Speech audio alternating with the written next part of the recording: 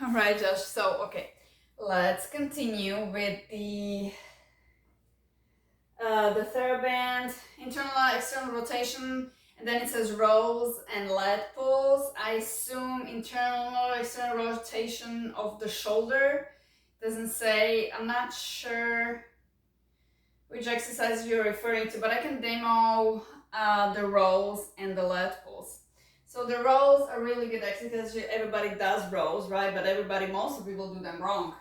So when you want to do rows, the point is to squeeze the scapula, right? Squeeze them really together. So rhomboids meet trapezius, okay?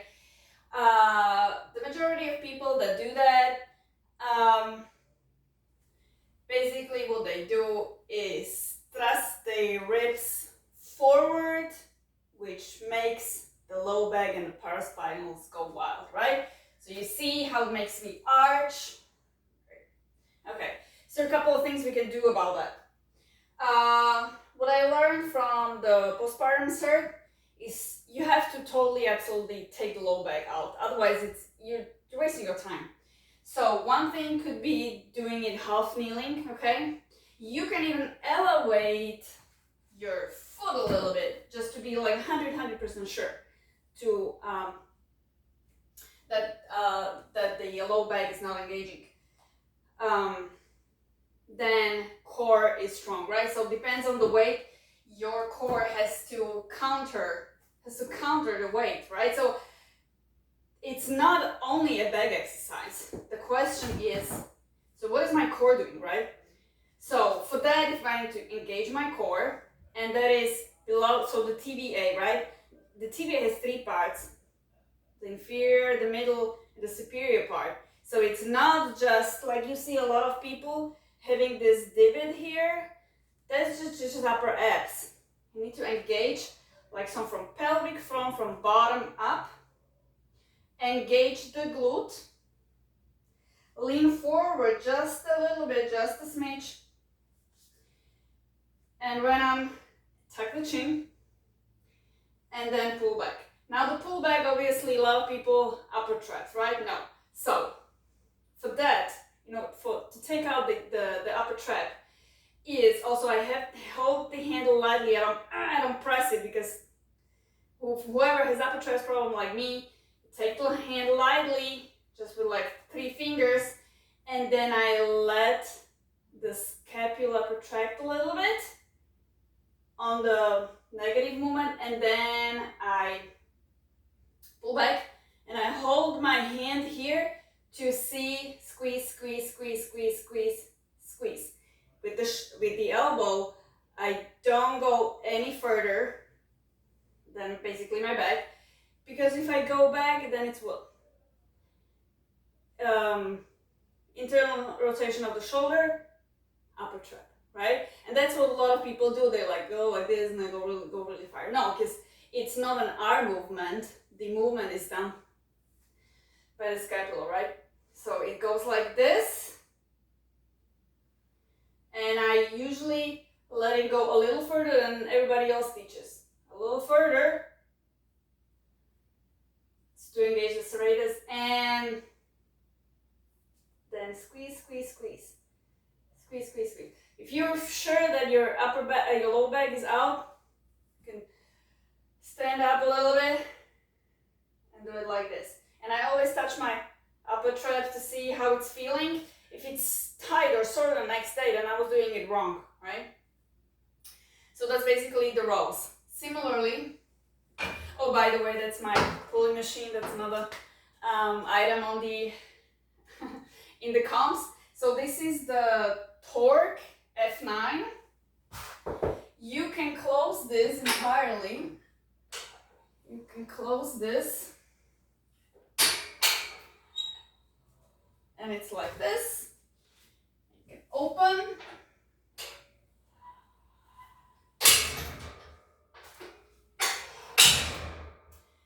And you can do lat pulls with this.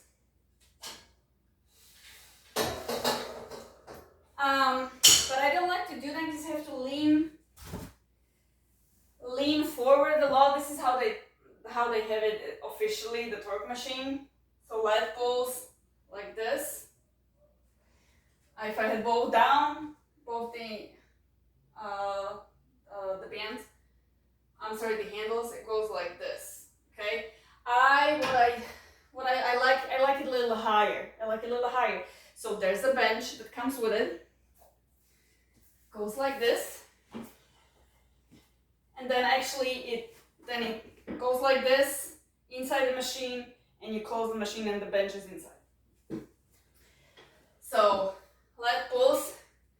I have a TRX up there, so I put a band on the ceiling because I like that better. Now with the lat pulls, it's the same thing with the rows. Like you can see people and they're like thrusting their ribs. Now the ribs should be in, and it should be a lat exercise, not the paraspinals, right? So what I sometimes do is also kind of lift my leg like this and gauge the core, and press the chest forward, down, down, down, squeeze the scaps, and up. And I will let it go really up again, so like this go like serratus is also engaged, and then go down and make sure the ribs are in, not like it's all low back. It's not good.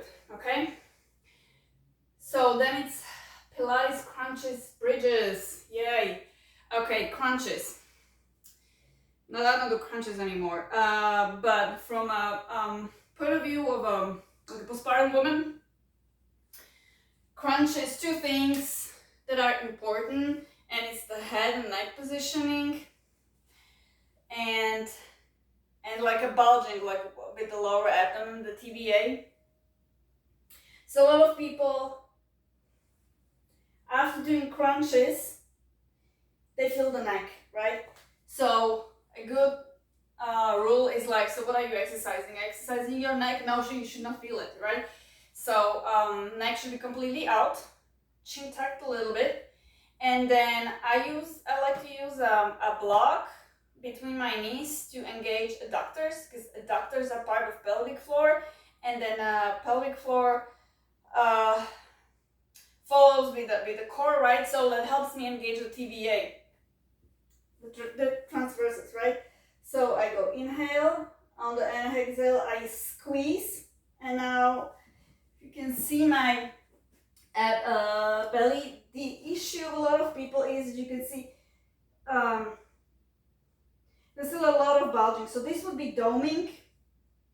So I'm using only rectus, crunches are for rectus, but still I want to see some flatness here. So I lift my pelvic floor, engage transversal, so this goes flat, and I go up, and really slowly exhale. And there's now a lot of people so there's two things with the ribs. Ribs go in, and then the belly goes like up here, so there's a lot of pressure on the pelvic floor. Or people with diastasis, recti, you can have them like the ribs when they go when they crunch, the ribs go wider, and that pulls the linea alba aside and strains the diastasis. So that's like two things, a couple of things that we look for in postpartum woman. You can tell your wife. Bridges. Okay. I don't know what Pilates bridges are. Bridges are also frequently done incorrectly. I don't like bridges that much because of the hip flexors. It kind of strains them a lot. I prefer to do hip thrusts. But if you have bridges, bridges, okay. You can use a band. You can use a band around the knees for a better like glute engagement, but I think that's also a little overrated because a lot of people have overusing deep hip rotators, so piriformis and obturators, and they cannot recognize whether they use the glute or it was the deep hip rotators. But if you're like strong, okay, use the band. I use again the block to squeeze for adductors, because adductors are really underrated muscle group. Okay, and okay, so the other important things is the ribs, right? So when I lift my hip, I'll squeeze a little, yeah, like this. Okay, so a lot of people, so proper hand positioning in yoga, they say touch your heels, but there's a little traction with the heels. Okay, also arches should not be collapsed, they should be engaged. I'm pulling, just withdrawing with my heels, and I'm lifting up, but the movement is fairly small. A lot of people just go like this and see low back. It's a low back exercise. We don't want that. Like the hanging, this is like in stand, this is hanging on the hip flexor. We don't want that. And then they go out like this, which ribs are flaring, core is disconnected, right? So I want to zip the ribs, and this is how I lift. So it's a fairly small movement. And a lot of people, like the hamstrings with the glutes,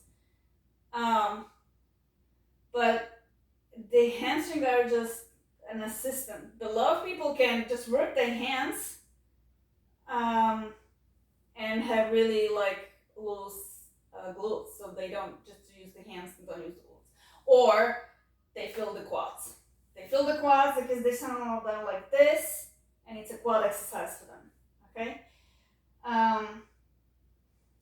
Right. Okay, so that's the bridges.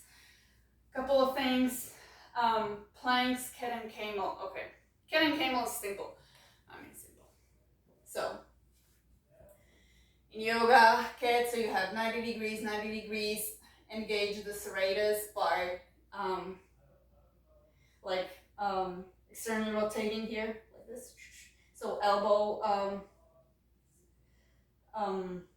showing like back and front, right? That's how I like to do it, to engage the serratus. And then inhale, just forward, and exhale, right?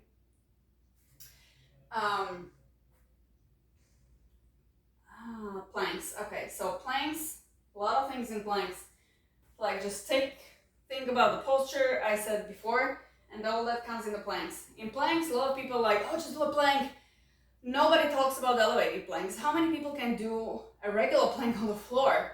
Yeah, but wrong. Do elevated planks always. And I'm gonna use a balloon. So I like to do them on the forearms because it engages the serratus a little better. Tucked chin, and so you're feeling like in TRX, when I had the TRX training, they were explaining like somebody's pulling on your head, somebody's pulling on your heels, and then from the side basically as well, sort of you're pressing in with the elbows, glutes engaged. Okay, so no sagging, but now what I learned is very important is the breathing. You should do it with the breathing. And so if you're strong enough and you're doing it correctly, when you're in the plank position and you put your one hand on your back, on the inhale, you should feel the air expand into your back, like your back is expanding, okay? If you don't feel expansion, then your back is helping you with the inhale, so you're straining your back, you're not using the core, okay? So it looks like this. And maybe I'll do a side plank, because that's better for demonstration. So when I go inhale, I can also do this to give me more stability. I'm leaning forward a little bit just for the side plank. So if I'm back like this, that's all back. It's all back, okay? So inhale, and on exhale, I go slowly engage, and then when I inhale, you want to see this expand.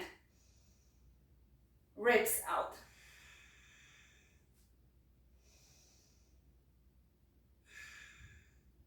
Okay? That's how you do a correct plank.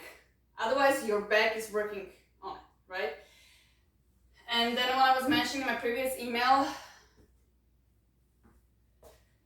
there was a 15 minutes. Okay. You can use a balloon, but maybe in a different video, okay?